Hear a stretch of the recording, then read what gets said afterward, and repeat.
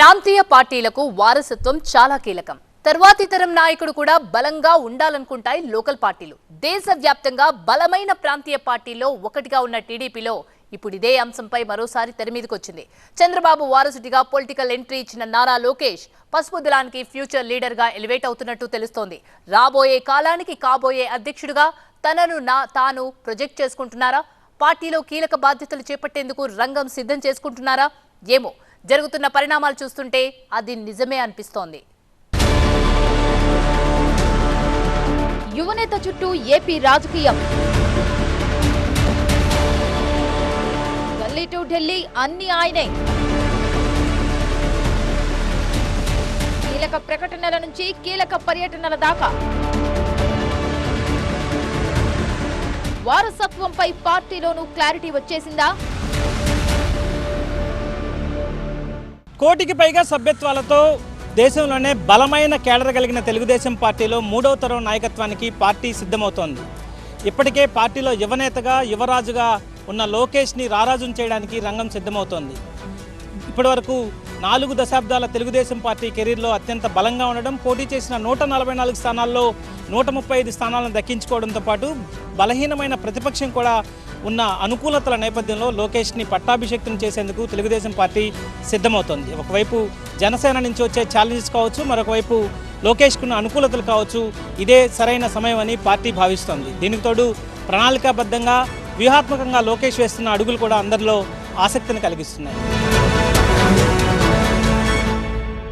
తెలుగుదేశం పార్టీలో వారసత్వంపై మరోసారి చర్చ మొదలైంది. అందుకు తగ్గట్టే యువ మంత్రి నారా లోకేష్ ప్రమోషన్ యాక్టివిటీ ప్రారంభమైనట్టు తెలుస్తోంది. గల్లీ నుంచి ఢిల్లీ దాకా, రాష్ట్రం నుంచి అంతర్జాతీయం వరకు అన్ని వ్యవహారాలు ఆయన కనుసన్నల్లోనే నడుస్తున్న తీరు జరుగుతున్న ప్రచారానికి బలం చేకూరుస్తోంది.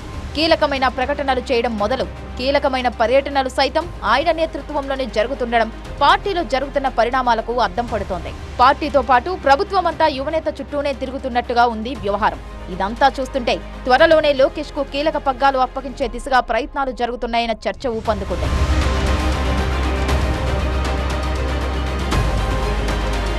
కోటికి పైగా సభ్యత్వాలతో దేశంలోనే బలమైన ప్రాంతీయ పార్టీగా గుర్తింపు పొందిన తెలుగుదేశం పార్టీకి వారసత్వ మార్పు అనివార్యం.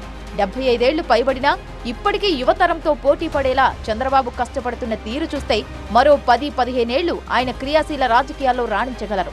కానీ వయోభారం దృష్ట్యా వారసత్వాన్ని ఖరారు చేయాల్సిన సమయం ఆసన్నమైందని టీడీపీ భావిస్తోంది. అందుకు తగ్గట్టుగానే యువనేత లోకేష్ కు సంబంధించిన ప్రమోషన్ కార్యక్రమాలు జరుగుతున్నట్టు కనబడుతోంది. కింద నుంచి పై స్థాయి వరకు పార్టీ అయినా ప్రభుత్వం అయినా అంతా ఆయన చుట్టే తిరుగుతున్నాయి. అఫీషియల్ గా మీటింగ్ అయినా అనఫీషియల్ గా మీటింగ్ అయినా ఆయనకు దక్కుతున్న ప్రయారిటీ కూడా ఇదే విషయాన్ని స్పష్టం చేస్తోంది.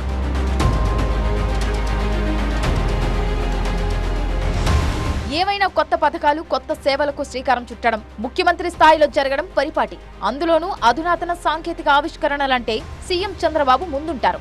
అలాంటిది దేశంలో తొలిసారిగా మనమిత్ర పేరుతో ప్రతిష్టాత్మక వాట్సాప్ గవర్నెన్స్ కు ఏపీ ప్రభుత్వం శ్రీకారం చుట్టిన వేళ ఇంతటి కీలకమైన ప్రాజెక్టును ప్రారంభించడంలో తన తనయుడు మంత్రి నారా లోకేష్ ను ముందుంచారు చంద్రబాబు.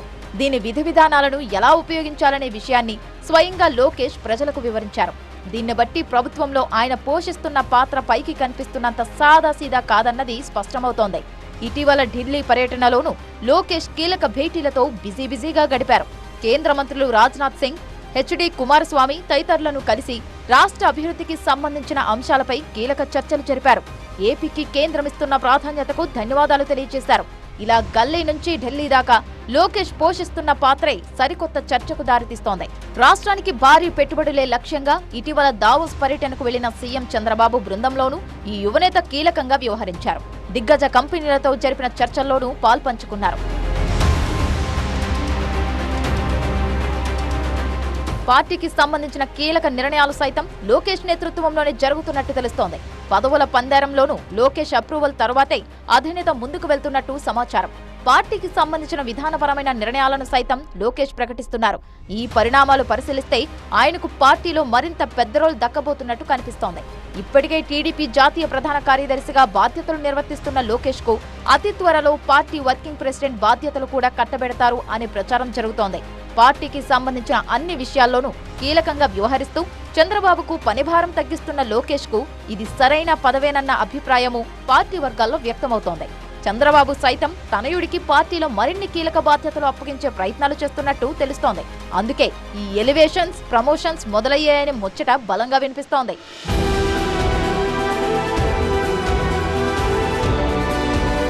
ఇటు రాష్ట్ర స్థాయిలో అటు కేంద్ర స్థాయిలో యాక్టివ్ కావాలనుకుంటున్న లోకేష్ ప్రభుత్వ పరంగా, పార్టీ పరంగా బిజీ షెడ్యూల్తో ముందుకు సాగుతున్నారు. ఈ లెక్కన వచ్చే మహానాడులో లోకేష్ ను జాతీయ వర్కింగ్ ప్రెసిడెంట్ గా ప్రకటించాలని పార్టీ వ్యూహ కమిటీ భావిస్తున్నట్టు తెలుస్తోంది. అందుకే ప్రతి అంశంలో లోకేష్ కు ఆ స్థాయి ఎలివేషన్ లభిస్తోందట. గ్రాడ్యుయేట్లు, టీచర్ల ఎమ్మెల్సీ ఎన్నికల పర్యవేక్షణ బాధ్యతలను కూడా లోకేష్ కే అప్పగించడం దీనికి మరో ఉదాహరణ. 1 కోటి మంది సభ్యత్వాల క్రెడిట్ కూడా లోకేష్ కే దక్కడం ప్రమోషన్లో భాగమన్న ముచ్చట వినబడుతోంది. ఇక పార్టీలోనూ వారసత్వంపై ఒక క్లారిటీ వచ్చినట్టు తెలుస్తోంది. చంద్రబాబు వారసుడిగా ఎవరనే విషయంలో ఒక అంగీకార ధోరణి కనబడుతోంది. మంత్రులు, మాజీ మంత్రులు, సీనియర్ నేతలు మాట్లాడుతున్న తీరు చూస్తుంటే వారంతా లోకేష్ వైపు మొగ్గు చూపుతున్నట్టే కనిపిస్తోంది. గతంలో కొందరు సీనియర్లు భిన్న స్వరాలు వినిపించినా ఇప్పుడు ఏకగ్రీవంగా లోకేష్ కు జై కొడుతున్నట్టే కనబడుతోంది. లోకేష్ పైన, ఆయన పనితీరుపైన పార్టీ నేతలు ప్రశంసల వర్షం కురిపించడం కూడా ప్రమోషన్ కమ్ ఎలివేషన్ లాంటిదే అంటున్నాయి రాజకీయ వర్గాలు. ఎవరు వద్దన్నా, ఎవరు కాదన్నా తెలుగుదేశం పార్టీకి చంద్రబాబు నాయుడు గారు తరువాత నాయకుడు లోకేష్ బాబు గారు. చిన్న పిల్లల్ని పడుకొని లేపడిగినా, ఎవరిని మీరు కొట్టడిగినా సరే చంద్రబాబు నాయుడు గారి తరపున ఈ రాష్ట్రానికి తెలుగుదేశం పార్టీ నాయకులు ఎవరంటే కళ్ళు మూసుకొని అర్ధరాత్రి లేపినా, చిన్న పిల్లవాడికి అడిగినా చెప్పిన పేరు లోకేష్ బాబు గారు. ఇక దాని గురించి మనం వివాదం చేయవలసిన అవసరం కూడా లేదు. ఇది ప్రతి ఒక్కరు గమనించాలి. 5 ఏళ్ల క్రితం సీఎం కుమారుడిగా ఓటమిని ఎదుర్కొన్న లోకేష్ పార్టీకి కొరకరాని కొయ్యలా మారిన స్థానంలో పట్టుబట్టి మరీ గెలిచి తానేంటో నిరూపించుకున్నారు. అంతకుముందు యువగళం పేరుతో ప్రజల్లోకి వెళ్లి పార్టీ క్యాడర్లో స్థైర్యం నింపారు. చంద్రబాబు అరెస్టు సమయంలోనూ అందరినీ కోఆర్డినేట్ చేసుకుని ముందుకు సాగడం ద్వారా పట్టు సడలకుండా చూసుకున్నారు. ఇప్పుడు కూటమి ప్రభుత్వంలో పార్టీలో నిర్ణయాత్మక శక్తిగా, అన్నిటికీ కేంద్ర బిందువుగా వ్యవహరిస్తూ రాబోయే కాలానికి కాబోయే లీడర్నని చెప్పకనే చెబుతున్నారు. ఆ దిశగా పార్టీ సైతం భారీ ఎలివేషన్స్ తో యువనేతను ప్రమోట్ చేస్తోంది. మున్ముందు ఏం జరుగుతుందో చూడాలి మరి. 75 ఏళ్ల వయసులో తన పొలిటికల్ కెరీర్లోనే అత్యున్నత స్థానాన్ని చూస్తూ దేశ రాజకీయాలను సైతం శాసిస్తున్న చంద్రబాబు లోకేష్ని సర్వసైన్యాధ్యక్షుని చేయడానికి గ్రౌండ్ని ప్రిపేర్ చేస్తున్నారు. అదే సమయంలో లోకేష్ కూడా కేవలం వారసత్వం ఒక్కటే అర్హత కాకూడదన్న లక్ష్యంతో ముందుకు వెళ్తున్న నేపథ్యం కనిపిస్తుంది. తాను మొదట పోటీ చేసి ఓడిపోయిన మంగళగిరి బరిలోనే గెలిచి మళ్ళీ మంత్రిగా తనకంటూ ప్రత్యేక ముద్ర వేసుకున్న లోకేష్ సర్వసైన్యాధ్యక్ష బాధ్యతలు చేపట్టి తెలుగు తమ్ముళ్ల హర్షాతిరేకాల మధ్య ముందుకు వెళ్ళడానికి రంగం సిద్ధం చేసుకుంటున్న పరిస్థితి కనిపిస్తుంది.